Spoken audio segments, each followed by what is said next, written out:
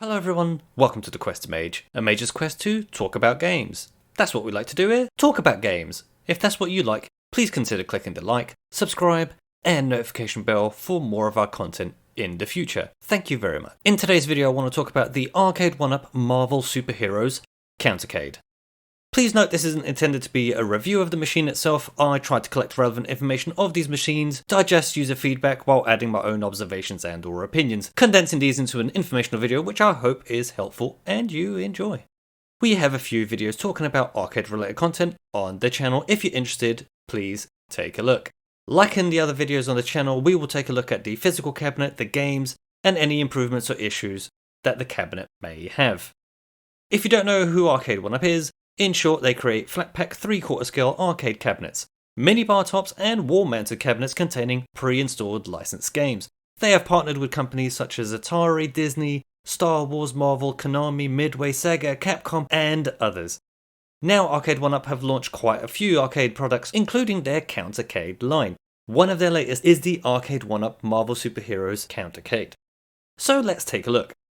Firstly, as I've said before, this is a CounterCade. As the name suggests, its primary function is to sit on a counter or bar top.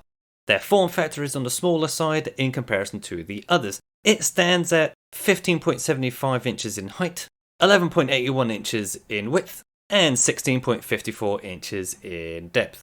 The design of this CounterCade is based on the Arcade1UP's Marvel Superheroes 3/4 scale arcade cabinet. The Arcade1UP Marvel Superheroes CounterCade comes with the following features.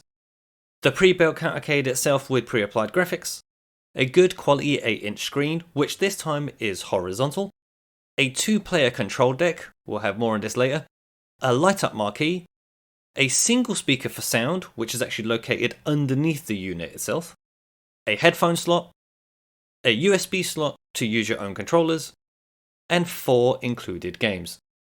This cabinet does not have online or live connection at all. It is only an offline CounterCade.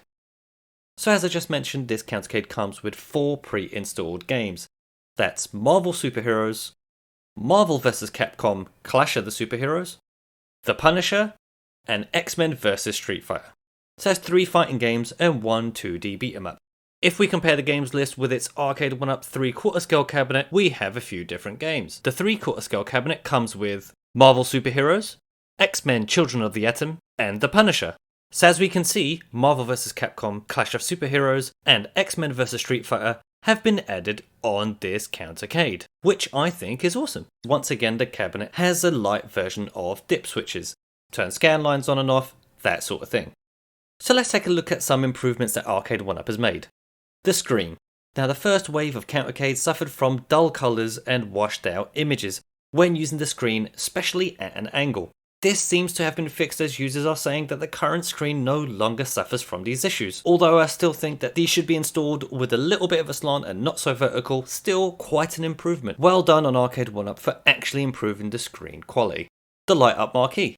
Small touch, but it's really nice to see Arcade1UP adding this feature to the CounterCades, and seemingly it does look quite nice. The volume. As this unit includes the new volume controls, you can now hear the sounds without them being so low or insanely loud. The volume controls go all the way up to 15, which is a very nice touch and very welcome on the CounterCades. A headphone slot. Yes, this machine also includes a 3.5mm headphone slot so that you can listen to all the game sounds without bothering anyone else in your surroundings. That is excellent. A USB slot. The purpose of the USB slot is for players to use their own controllers. If you prefer to play this CounterCade with your own arcade stick or controller, apparently you can just plug it in and you can play as player 1 or 2. I say apparently as not much information is available on the compatibility. What controllers work? Well, not sure, but more is always a plus, so happy with that. Now, improvements that might be needed. No HDMI out. I don't understand why HDMI out wasn't added to this CounterCade, especially as you can use your own controllers. You could hook up this CounterCade to your TV and just sit back on your sofa and play it from there. It just seems like a missed opportunity for Arcade1UP, as I think this could have been a very good addition and a very good selling point at that. Possible issues and fixes. The control deck. With this CounterCade being a 2-player machine, it looks a little bit of a squeeze for 2 players to play, but my first worry is putting the weight on the control deck itself. As you can see, the control deck is split in two. You have player 1 on the left and player 2 on the right. The worry is when player 1 uses the machine by themselves, the weight of their hands might actually weigh down the machine on that side. If this does turn out to be an issue, I'm surprised that Arcade1UP didn't add some sort of stabilizer to the underside of the control panel. I would have thought that something like that would have been a little bit forward thinking. Or maybe just extend the bottom of the control panel all the way down to the bottom of the cabinet. So the overall worry here is that the machine itself could tip over. In addition to this, the weight of the machine is also a little bit of a concern. It does seem like to be on the lighter side. The speaker. As I mentioned, the speaker is underneath the unit itself, using the surface the CounterCade is sitting on to louden the sound. I think that Arcade1UP should move the speaker from underneath the unit and place two speakers underneath the screen itself. This would allow the sound to be clearer than the sound coming from underneath the cabinet. Take the example of the Neo Geo Mini. Both speakers are facing the player, and I think the CounterCades should have this feature also. We do have a Neo Geo Mini video in the What is the series up on the channel. If you are interested in watching that, please have a look. The game list. Subjective position incoming.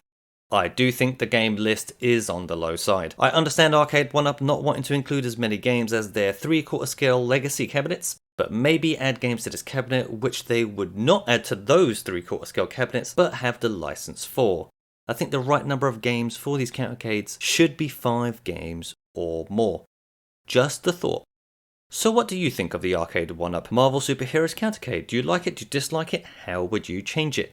Please leave your impression down in the comment section.